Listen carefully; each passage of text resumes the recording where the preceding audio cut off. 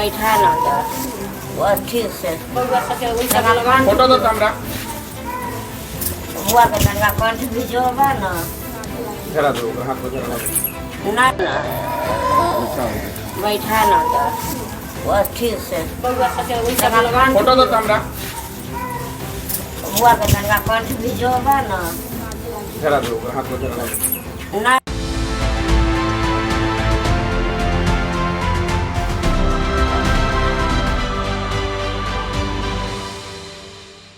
बिहार में जहरीली शराब मौत का कहर बरसा रही है।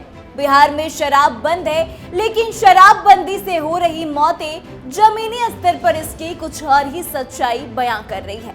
पिछले दिनों सारण में लगभग 50 से ज्यादा लोगों की मौत हो गई। राजनीतिक बयानबाजियां हुई, प्रशासन ने गिरफ्तारियां भी की, छोटे स्तर के लोगों जैसे कि चौकीदार को सस्पेंड भी किया गया। लेकिन फिर शराब माफिया एक बार बच निकले और आज फिर एक बार मुजफ्फरपुर में जहरीली शराब की वजह से 2 लोगों की मौत की खबर सामने आ रही है। साथ ही कई लोगों की तबीयत भी बिगड़ने की चर्चाएं हैं। हालांकि प्रशासन की तरफ से इसकी पुष्टि नहीं की गई है। ऐसे में सवाल उठता है कि आखिर भाजपा जदयू सरकार कब मानेगी कि बिहार में शराब अवैध रूप से बिक रहा है। सिवान के बाद अब मुजफ्फरपुर में जहरीली शराब पीने से कई लोगों की जान और आंखों की रोशनी जाने की जो खबर आ रही है, वो एक बार फिर से शराबबंदी पर कई सवाल खड़े कर रही है। वैसे तो बिहार में कितनी भी मौतें जहरीली शराब से हो जाए, लेकिन नीतीश कुमार और उनकी मंडली इस बात को मानने को तैयार नहीं है कि बिहार में शराब बिकता भी है।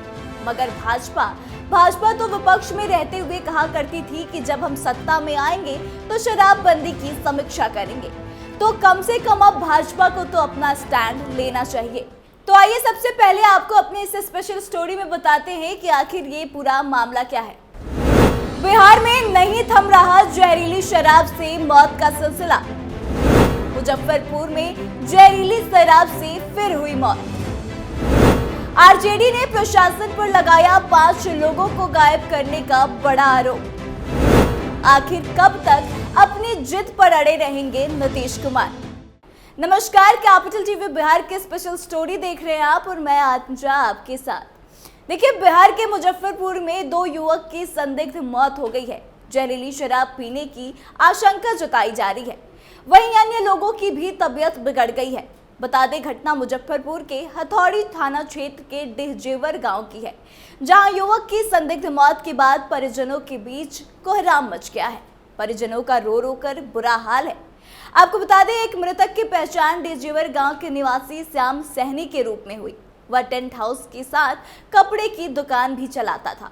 श्याम के 2 छोटे छोटे बेटे हैं। मृतक श्याम की पत्नी रेणु ने बताया कि उनके पति सोमवार की शाम शराब पीकर आए थे। रात में ठीक रहा, लेकिन मंगलवार को उसकी तबीयत बिगड़ गई। उसके बाद उसे SKMCH ले गया, वहीं उसकी मौत हो गई। वहीं 2 से 3 लोगों की आंखों की रोशनी जाने की भी खबरें सामने आई है, जिनका इलाज किसी प्राइवेट हॉस्पिटल में कराया जा रहा है। आपको बता दें, श्याम के साथ 3 अन्य लोगों ने शराब पी थी, जिसमें 2 श्याम के गांव डिहजेवर के ही रहने वाले थे, वहीं एक सीतामढ़ी का रहने वाला है। डिहजेवर के रहने वाले मुकेश सहनी और विरोधी सहनी की तबीयत ज्यादा खराब है। मुकेश सहनी की आंखों की रोशनी भी चली गई है। इसके अलावा 2 और की आंखों पर खतरा है, जिसका इलाज परिजन चुपचाप किसी अस्पताल में करवा रहे हैं। वहीं इस घटना के बाद गांव में हड़कंप मच गया है। लोग कुछ भी बोलने से परहेज कर रहे हैं। हालांकि पूरी घटना की अभी तक आधिकारिक तौर पर पुष्टि नहीं हुई है। ASP राकेश कुमार ने इस मामले को लेकर बताया है कि अब तक जहरीली शराब पीने की कोई पुष्टि नहीं है, लेकिन पुलिस की टीम जांच में जुट गई है। वहीं राज्य की मुख्य विपक्षी पार्टी ने प्रशासन पर 5 जो लोग हैं जो इससे पीड़ित हैं, उनको गायब करने का बड़ा आरोप भी लगाया है। ऐसे में गौर करने की बात यह है कि जब बिहार में शराब बंद है, उसके बाद भी बार बार जहरीली शराब से इतनी मौतें क्यों हो रही है। क्या सरकार को मृतकों के परिवार की स्थिति नजर नहीं आती। मुजफ्फरपुर में जिस युवक की मौत हुई है, एक बार आप उसकी पत्नी का दर्द देखिए। बैठा ना जा बस ठीक से फोटो दो हमरा बुआ के तनका कंठ भी जोबा ना जरा दो हाथ में जरा ना। क्या सरकार को ये चीजें नजर नहीं आती। बार बार जहरीली शराब से मौतों के बाद भी सरकार इसकी समीक्षा क्यों नहीं कर रही? नीतीश कुमार के शराबबंदी वाले राज्य में शराब आए दिन लोगों की मौत का तांडव मचा रहा है। शराबबंदी वाले बिहार में जहरीली शराब पीने की वजह से पिछले दिनों सारण में लगभग 50 से ज्यादा लोगों की मौतें हो गई। इस घटना ने काफी सुर्खियां भी बटोरी, राजनीतिक बयानबाजियां हुई, लेकिन स्थिति है जो वो जस की तस रह गई। और सबसे बड़ी बात है कि शराब बंद करने वाली सरकार हर बार जहरीली शराब पर हुई मौतों पर अपना पल्ला झाड़ लेती है या फिर बड़ा ही बेतुका बयान दे देती है। लेकिन एक बार आप उन परिजनों के बारे में सोचिए जो सरकार की लापरवाही और अपने ही लोगों की लापरवाही का नतीजा भुगत रहे हैं। लेकिन सरकार कुछ ना कुछ इन तमाम मामलों पर एक्सक्यूज देकर निकल जाती है। पिछली बार जब शराब कांड हुआ उस वक्त खुद मुख्यमंत्री ने कहा था कि जो पिएगा वो मरेगा, और इस बार के शराब कांड में नीतीश के मंत्री और मद्य निषेध विभाग के मंत्री ने भी बड़ा ही बेतुका बयान दिया। शराब पीने से इतनी मौत के बाद भी मंत्री ये नहीं मान रहे थे कि यह प्रशासनिक विफलता का मामला है।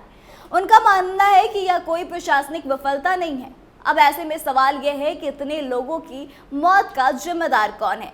और ये शराबबंदी होने के बावजूद भी आए दिन जो लोगों की मौतें हो रही है, तो आखिर सरकार इस पर समीक्षा कब करेगी? तो जिस तरह से बिहार में शराबबंदी होने के बावजूद भी आए दिन शराब पीने से लोगों की मौत हो रही है, जैसे कि सरकारी आंकड़ों की माने तो लगभग बिहार में अब तक 500 से ज़्यादा लोगों की मौतें हो चुकी हैं। लेकिन अगर ज़मीनी स्तर पर देखें तो यह आंकड़ा कुछ और ही बातें कहता है। और इसके बाद से पिछली बार की तुलना में इस बार भी जहरीली शराब से मौतों की संख्या लगभग 50 पार कर गई थी।